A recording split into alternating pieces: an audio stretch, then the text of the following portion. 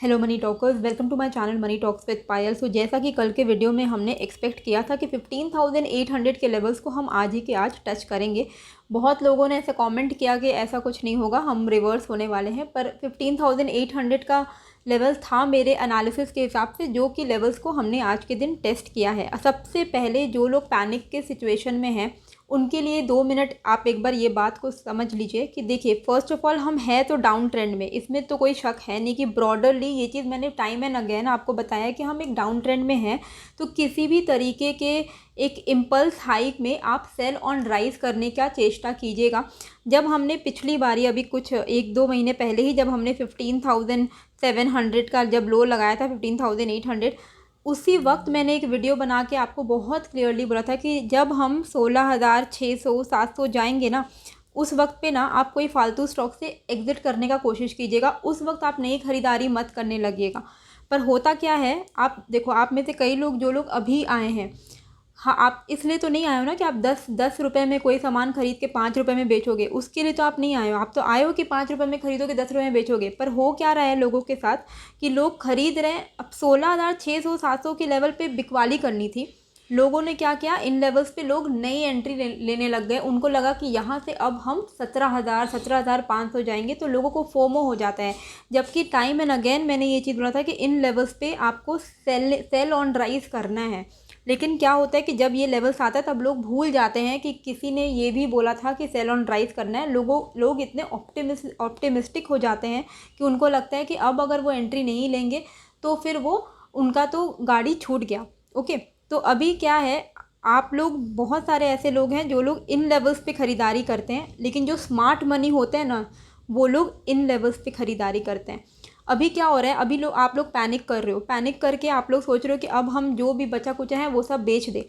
यार 30-40-50% का अगर आपका पोर्टफोलियो लॉस में चल रहा है तो अब बेच के क्या फ़ायदा होगा। जब आपने इन लेवल्स पे नहीं बेचा तो यहाँ पे बेचने का क्या पॉइंट है। आप खुद से पहले ये सवाल कीजिए कि why to sell the stocks इतने नीचे में, जबकि यही जोन तो डिमांड जोन है।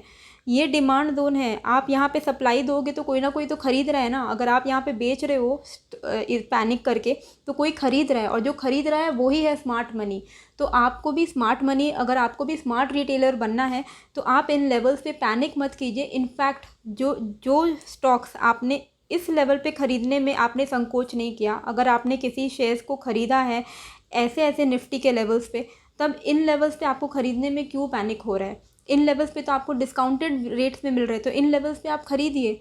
हमें नहीं पता कि बॉटम कहाँ है। ओके, डाउन ट्रेंड में हम हैं, लेकिन ये लेवल एक डिमांड जोन है। ये मैंने आपको चैनल बनाया है, पिछले साल जून के ही महीने में हम इसी लेवल पे कंसोलिडेट करके हमने एक अच्छा हाई बनाया था। अभी हम वापस से इसी डिमांड जोन के अंदर जा रहे हैं, और ये जो डिमांड जोन है वो निफ्टी का क्या लेवल्स है, अप टू 15,450, ये लेवल्स तक डिमांड जोन आपका ऑन है। 15,800 से लेके 15,450, इन लेवल्स के बीच में अगर आपको मौका मिल रहा है अच्छे ब्लू चिप स्टॉक्स को, ये नहीं है कि फालतू स्टॉक्स जो आपके पास पड़े हुए हैं जिनमें भर भर के डेट है, कर्ज है, वैसे स्टॉक को एवरेज करने का कोई मतलब नहीं है। पर जो अच्छे क्वालिटी ब्लू चिप स्टॉक्स हैं वो जिस स्पीड में गिर रहे हैं ना, not because of the fundamentals, because of the panic, अगर वो ऐसे गिर रहे हैं तो उनमें एक यू शेप रिकवरी भी आपको देखने को मिलेगी। तो उन सारे स्टॉक्स पे, इन्हीं लेवल्स पे आप प्लीज़ अक्यूमुलेट कीजिए, रादर दैन कि आप अभी पैनिक सेलिंग करें। तो बिल्कुल एक चीज़ को हमेशा याद रखिएगा कि ये परमानेंट नहीं है, ये लो, और ये ऐसा ही नहीं है कि लो ही लगने वाला है। वैसे भी प्राइस जो है वो धीरे धीरे कॉन्ट्रैक्ट हो रहा है, तो एक पॉइंट पे ये सब कंसोलिडेशन जोन में जाएगा निफ्टी, और उसके बाद एक ब्रेकआउट हमें देखने को मिल जाएगा।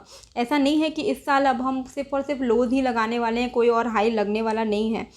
ये चीज़ 9:10 में मैंने आपको बोल दिया था कि आज के दिन मेरा इन्वेस्टमेंट में थोड़ा फोकस रहने वाला है। ब्लू चिप स्टॉक्स को मैं ऐड करूंगी, और निफ्टी 20 को तो मैं ऐड करूंगी, ईटीएफ को आप ऐड कर सकते हो।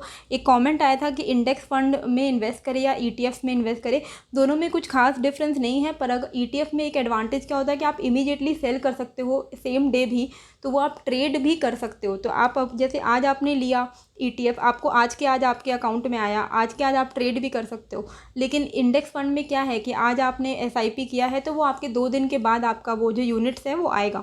तो वो आपके ऊपर डिपेंड करता है। इन्वेस्टमेंट पर्पज़ के लिए दोनों में ही कोई बुराई नहीं है, बस कीजिए इन्वेस्टमेंट। इन सारे लेवल्स पे एसआईपी ज़रूर कीजिए, एसआईपी को स्टॉप मत कीजिएगा। उसके बाद एक चीज़ मैं आपको बताऊँ, यहाँ पे देखो 52 वीक्स लो 15,450 का है, हमारा निफ्टी का भी लेवल इसी के आसपास है।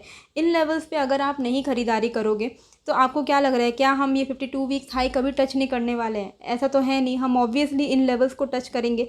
तो अभी आप 52 वीक्स हाई से 17 से 18% नीचे हो, तो इन लेवल्स पे अगर आप ख़रीदारी करते हो तो आपके आगे गेन्स के जो चांसेस हैं वो बहुत ही ज़्यादा है, रादर दैन कि आप इन लेवल्स पे 52 वीक्स लो के आसपास आके आप बिकवाली करो। ये गलती मत कीजिएगा, क्योंकि 18,600 ये लेवल हम पार करेंगे, हो सकता है इसी साल पार कर जाए। तो इसी साल अगर हम यहाँ से पार करते तो आपको 2000 पॉइंट्स का मूव मिलने वाला है ना अपसाइड का। तो ऐसे में पैनिक सेलिंग करने का बिल्कुल दरकार नहीं है। निफ्टी आज से 5 साल बाद आपको 18,000 के लेवल पे भी नहीं मिलने वाला है। तो इसी के लिए पैनिक मत पैनिक नहीं करना है, लेकिन ऐसा भी नहीं है कि बेकार स्टॉक्स में आपको इन्वेस्टमेंट करना है। सेल ऑन राइस का अपॉर्चुनिटी था 18,000 जब हम पहुंच रहे, तभी भी मैंने आपको बोला था कि सेल कर लो, वो नहीं किया लोगों ने, उस वक्त नए इन्वेस्टमेंट किए। अभी भी बोला तो भी लोगों ने नहीं किया। तो वो आपको थोड़ा बस अपना साइकोलॉजी में थोड़ा चेंजेस लाना पड़ेगा। बाकी आज के दिन जो एक इतनी बड़ी गैप डाउन हुई, उसके बाद भी हमने एक बहुत अच्छा खासा लो लगाया है। ये चीज़ मैंने आपको बोल दिया था ऑलरेडी, 9:27 में ही बोल दिया था कि 15,740 एक इम्पॉर्टेंट सपोर्ट लेवल है। लेकिन जो वीकनेस दिख रहा है, मुझे नहीं लग रहा है कि आज के दिन ये सपोर्ट हमारे काम आने वाला है। और आप देख सकते हो कि हमने इस सपोर्ट को तोड़ दिया था।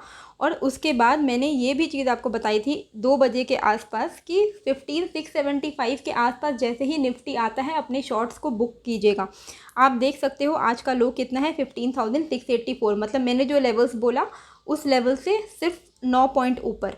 तो इन लेवल्स पे अगर आपने टाइमली शॉर्ट बुक किया होगा, जिस वक्त मैंने आपको ये वार्निंग दी थी उसी वक्त का ये लो है। उसके बाद से निफ्टी वापस से बाउंस हो गया था, तो यहाँ इसके बाद 100 पॉइंट्स का मूव ऑलमोस्ट आ चुका था। तो इस लेवल पे अगर आपने शॉर्ट बुक कर लिया होगा तो आप सेफ साइड में होगे, आपको कोई टेंशन की बात नहीं होगी। हालांकि एंड में जो मूवमेंट आया है ऊपर का, वो शॉर्ट कवरिंग मूवमेंट है, उसको हम ऐसा नहीं बोलेंगे कि हम बुलिश हो जा रहे हैं। प्रॉपरली अगर कल के दिन की हम बात करें तो बहुत ही सिंपल मेरा ट्रेड सेटअप होने वाला है। आज का हाई के ऊपर ही मैं कोई लॉन्ग सेटअप करने वाली हूँ, जो कि है 15,900, क्योंकि उसके ऊपर का एक गैप है जो फिल हो सकता है। तो 15,900 जब तक नहीं टूटता है, मेरा जो व्यू है वो सेल ऑन राइज का होने वाला है, विच मीन कि 15,900 से पहले मेरा जो व्यू है वो पुट साइड का ही रहेगा, शॉर्ट साइड का ही रहने वाला है। सपोर्ट लेवल है 15,750, जिसके नीचे शॉर्ट आपको मिल सकता है और फर्दर वीकनेस आ सकती है। तो 15,900 के ऊपर ही कोई लॉन्ग ट्रेड करने का मेरा रहेगा व्यू। अदरवाइज़ इसके नीचे जब तक है, मेरा व्यू यही है कि नीचे सेल ऑन राइज करके नीचे की तरफ का शॉर्ट एंट्री हम बनाने की कोशिश करें। ऑप्शन डेटा के हिसाब से भी जो इम्पोर्टेंट सपोर्ट दिख रहा है वो 15,500 पे है। और जो चीज़ मैंने यहाँ पे भी आपको दिखाई थी स्टार्टिंग में, वो जो डिमांड जोन आपको मैंने बना के दिखाया था चैनल में 15,450, तो ये लेवल्स एक इम्पॉर्टेंट सपोर्ट लेवल है हमारा, 52 वीक लो के भी आसपास है। तो ये हो सकता है कि इस वीकली एक्सपायरी तक हम इन लेवल्स को टच करें, विच इज़ 15,500। ये लेवल्स हम इस एक्सपायरी तक देख सकते हैं। अगर ये वीकनेस कंटिन्यूड रहता है तो वहाँ से हो सकता है हम वापस से एक बाउंस ले ले। तो ऑप्शन डेटा के हिसाब से 15,500 में एक सपोर्ट मिल रहा है, क्योंकि वहाँ पे काफ़ी सारे पुट राइटर्स बैठे हैं। एंड ऊपर के लेवल पे 16,000 पे कॉल राइटर्स हैं, यहाँ पे एक रेजिस्टेंस हमें फेस करने को मिलेगा।